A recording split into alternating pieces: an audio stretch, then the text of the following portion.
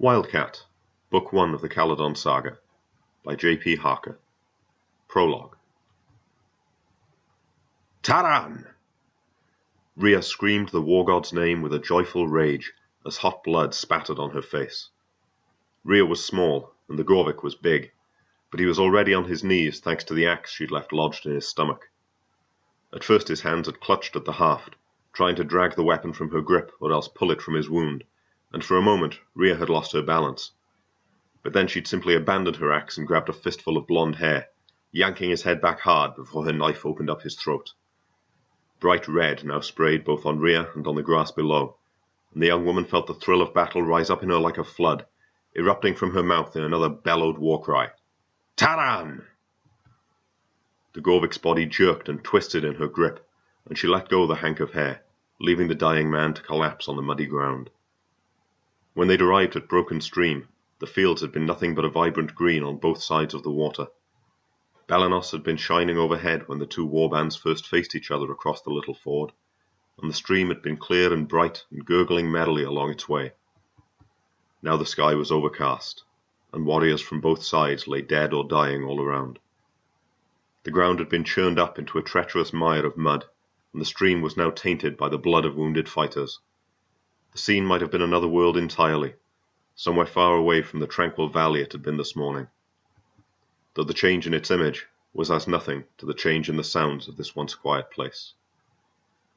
This morning, Broken Stream had known little noise but the trickling of the waters and the singing of the birds. Then the Gorvikai had come, and they and the Kadarin had traded insults and boasts, jeers and challenges, and the air had been alive with the voices of warriors, all daring each other to attack first.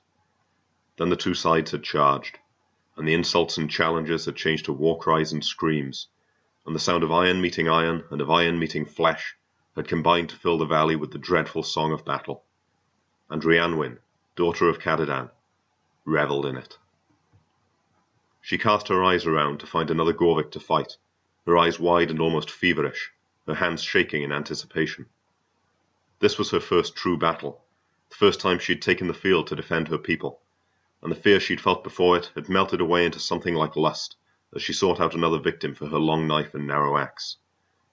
Remembering that the latter weapon was still embedded in the Gorvik's guts, she crouched down and began working it free of its fleshy prison, all the while looking around her at the carnage. Even with her limited experience, Rhea could tell the Kadarin had all but won, and she screamed out in wordless triumph as her axe came free of her enemy. She held the weapon high above her head as she looked around the bloody field. Nearly all the Gorvikai were fleeing back across the stream, only a few dozen still fighting of the 200 who'd come here this morning. Rhea saw Kadarin fighters encircling the few who were still refusing to run away, and her breath caught in her throat as she took in the long iron swords and rigid white hair of their warrior elite. These were the Gadarim, the mighty. The finest of the Gorvikai fought with their hair twisted into spikes and bleached blindingly white with lime, and Rhea knew that, like the Gadarim of her own people, the patterns on their skin were made of more than simple woad. Rhea, like every warrior on that field, had painted her body with swirling shapes of bright blue to attract the favour of the gods and inspire terror in her enemies. Twin snakes writhed up her arms from wrist to shoulder, one of them continuing up her neck and around the ear to cover her cheek.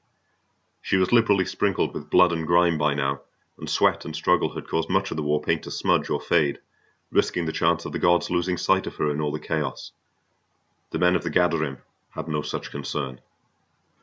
Though they had painted over them before the battle to make them brighter, the spirals and whorls on their bodies had been tattooed there to shine forever, ensuring that Taran and Mabonak would never lose sight of their most favoured warriors.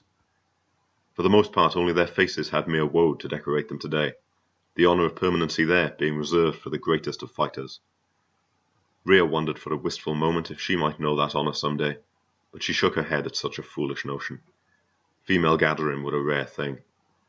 Instead, she settled for looking around for more Gorvikai to kill. She spotted one, a lad of about her own years, who seemed torn between running back across the stream and running forwards to where the Gadarim fought.